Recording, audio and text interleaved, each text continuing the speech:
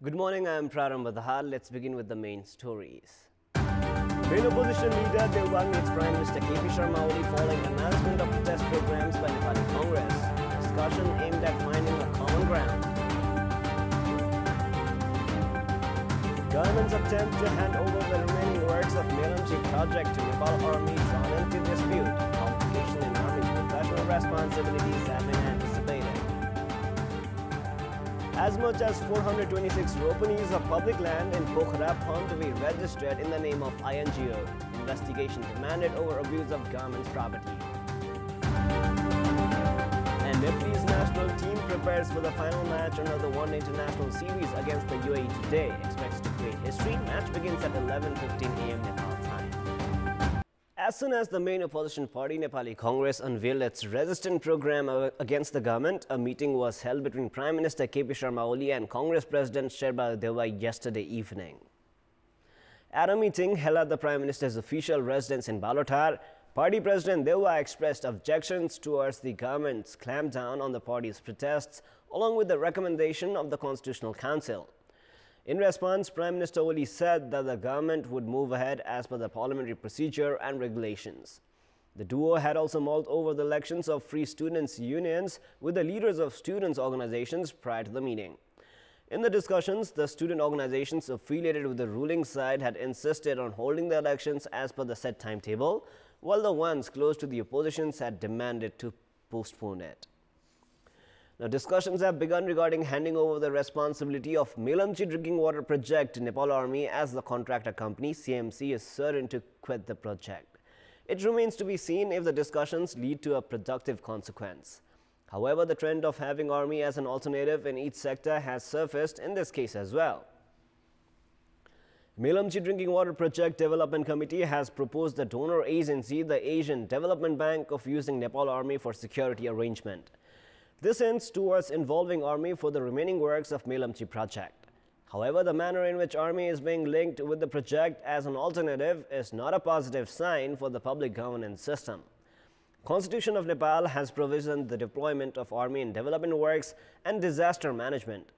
Based on this arrangement, the government has been using the Army for opening of tracks in rural regions and in works that require the use of explosives. The National Pride project of Kathmandu-Tarai Expressway, or the Fast Track, has also been assigned to Army. Army was assigned with the responsibility of the Fast Track after a long-running dispute regarding the constructing entity. Experts are of the opinion that involving Army in disputed projects and projects where the government and public entities fail to perform does not send a right message. Involving Army in the development projects complicates the professional responsibility and duties of the Security Department, while it also raises questions on the responsibility and duties of other state bodies or the government mechanisms. It has been revealed that an international NGO established in Pokhara aimed at fulfilling the mission of Christian religion has transferred the ownership of 426 ropenees of government land to itself. The NGO named International Nepal Fellowship INF has established its headquarters at Kaski's Simpani after getting permission from the government. The organization, established some 6.5 decades earlier, however, is found to have registered the precious piece of public land in its name without any authorization. INF has recently been operating a hospital named Hariyo Kharka in the land. Although pledging to work in the fields of health and development in country's western region, the organization was registered at the District Administration Office only after 40 years of its establishment. INF has been registered since the 22nd of September 1998 in the names of 5 British, 2 German and 1 Filipino citizens. Registration of NGO in the names of foreign nationals alone in itself is illegal. The public land has found to be transferred in the name of Hariyo Kharka Hospital some 16 years prior to the registration. However, there is no records to justify the legal transfer of the land's ownership. In addition to that, the land was again found to have been transferred in the name of INF 5 years ago. Even the 25 ropenees of land that was earlier in the name of Shining Hospital is now in the name of INF. Even the District Land Revenue Office is ignorant about the fact that how the ownership of such a huge amount of public land was transferred in the name of the NGO without legal authorization. In the erstwhile scenario, an individual or organization was prohibited from possessing more than 90 ropenees of land. Likewise, both the liquid and the non-liquid assets of NGO or INGO would legally be owned by the government after they continue their operation. The particular matter, however, appears to have been a blatant violation of the existing legal provisions. According to INF Nepal's Executive Director Krishna Bahadur Adhikari, the land was registered in the name of the INGO as per the organization's statute. Thus, the approval of such an statute by the erstwhile Administrative Office of Kaski District Administration Officer Bhagwati Devi Sharma has in itself appeared illegal. Experts are of the view that the matter should be thoroughly investigated. Lawmakers of the ruling Nepal Communist Party themselves have suspected irregularities with regard to the expansion of Nepal Telecom's 4G service. At the meeting of the Parliament's Finance Committee yesterday, the lawmakers said that the matter was suspicious as the corporation has attempted to spend as much as 18 billion rupees in the scheme that has been brought into effect at the cost of 4 billion rupees by private companies. The Ministry of Communications and Information has recently shouldered the responsibility of expanding the 4G service to a Chinese company at the cost of 18 billion rupees. Likewise, a majority of lawmakers also expressed doubt if the Chinese company would be able to expand the 4G service within the next 11 months and maintain its quality. Meanwhile, the committee is preparing to hold discussions with experts in this regard. The goods-laden containers from third countries are now to be allowed to leave if only 5 days following the Indian government's agreement to install electronic cargo tracking system in the freight containers. The process used to take as long as a month earlier. Resulted by the changing geopolitical scenario, the new system will not only reduce the supply time, but is also expected to save 2 billion rupees annually on the part of Nepalese traders. The reduction in time has also been made possible as the new system has also done away with the mandatory paperwork during the process. The ECT system is to be installed in the containers traveling to the Birganj dry port and the Indian railway station near Biratnagar within the next 3 weeks. Time now for the international news.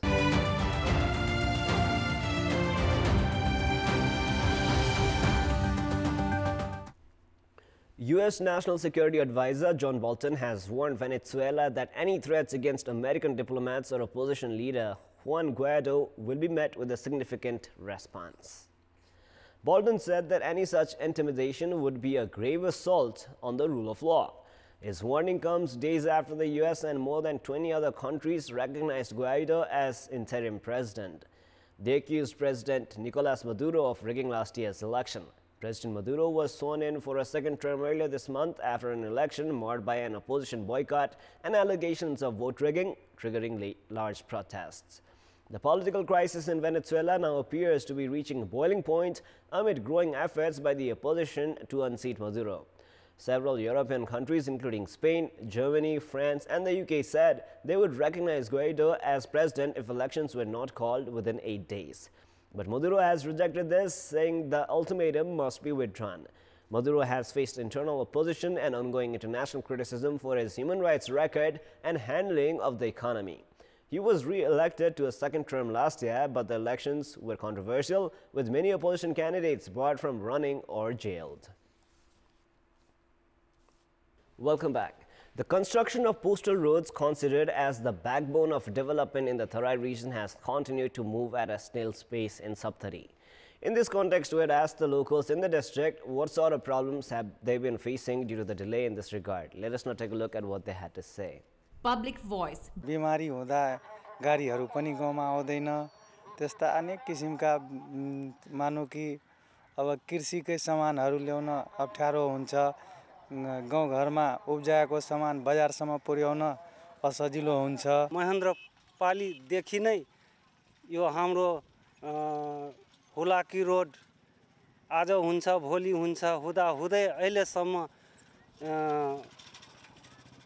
भएको छैन हुलाकी सडक जबसम्म निर्माण नभइन्जेलसम्म हाम्रो ambulance गाडीहरूको असुविधा भएको हुनाले अहिले हाम्रो गाउँमा पनि एम्बुलेन्स छिर्न सक्दैन बाटोमा धेरै धुलो नै धुलो छ हैन गाडाहरू छ नदी नालामा पुल सुल केही छिटो बनिरहेको छैन धेरै समस्या छ यहाँ गाउँलेहरूले बजार जानलाई यहाँ स्कुल जानलाई छ अप्ठ्यारो यो कति दिनदेखि यो हुलाकी सडक बनेको छैन हामीहरू आशामा छौं हुलाकी रोड निर्माण नहुँदा हामी यहाँ माविद पनि छ हैन स्कुलहरु छ बालबच्चालाई जान आउनलाई अप्ठ्यारो परिरहेछ जस्तो कि बर्खा बेलामा पानी परेको बेलामा एउटा साइकल पाङ्ग्रा पनि गुड्न नपाउने स्थिति छ यो पुलको कारणले गर्दा यो चारै बन्दियो भए हामीलाई जनतालाई एम्बुलेन्सलाई बिरामीलाई धेरै कुरामा सहयोग हुन्थ्यो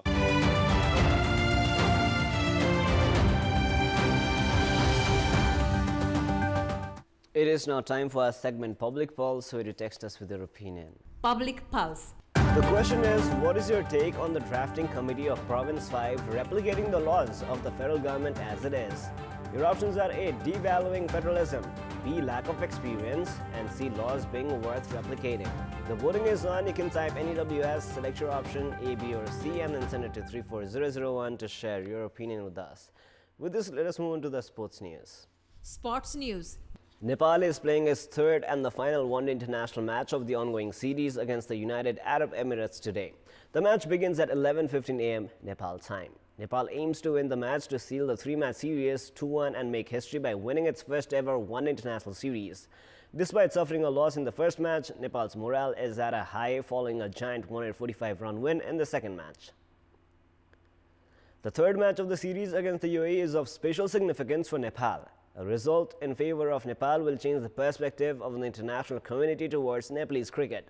The three-match series is tied at 1-1 so far. The winning side of today's match will clinch the title.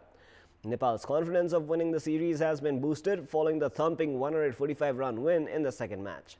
However, to win the third match, Nepal must give continuity to its performance in the second ODI. Rohit Kumar Paudel created history in the second match as he broke the records of Sachin Tendulkar and Shahid Afridi in becoming the youngest ever player to score a half-century in international cricket. Sompal Khami and Sandeep Lamichhane were instrumental with their bowling performance as well. Nepal is playing the last match on a new pitch for which the team's strategy would be a bit different.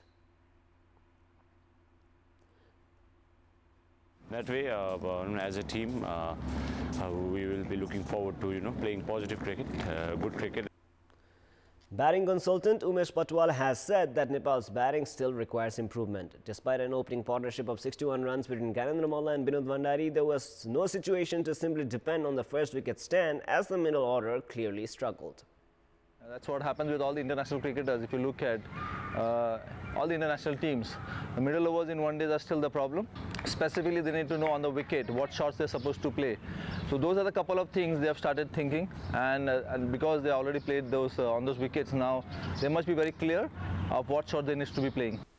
Having won the first match by 3 wickets, UAE themselves would attempt to make a strong comeback in today's match. Team is a very, against spinner is a very good player. He's a fast bowler. Some, he's a sharper ball.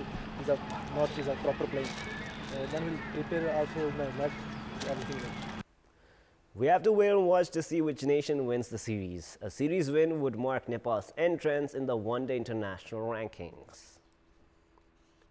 Tottenham Hotspurs have crashed out from the 4th round of the FA Cup following a shocking 2-0 defeat against Crystal Palace. The loss has marked Tottenham's second successive crashing out from a knockout tournament in the span of just 4 days. Tottenham had lost against Chelsea at the semi-final round of the English League Cup on Thursday. Mauricio Pochettino's Spurs had conceded 2 goals within the first 35 minutes of the match played at Crystal Palace's home ground. Connor Wickham first found the net in the 19th minute, while former Spurs man Andros Townsend doubled the lead for the host in the 34th minute. Spurs failed to find the net in the match, which sealed the 2-0 win for Crystal Palace. Meanwhile, Chelsea secured a 3-0 win against Sheffield Wednesday in the match played at Stamford Bridge. Gonzalo Higuain debuted for the Blues in the fixture but did not feature in the score sheet. Willian scored either side of Callum Hudson-Odoi's goal to ensure Chelsea's progress in the tournament. Barcelona saw off a 10-man Girona 2-0 in the Spanish La Liga.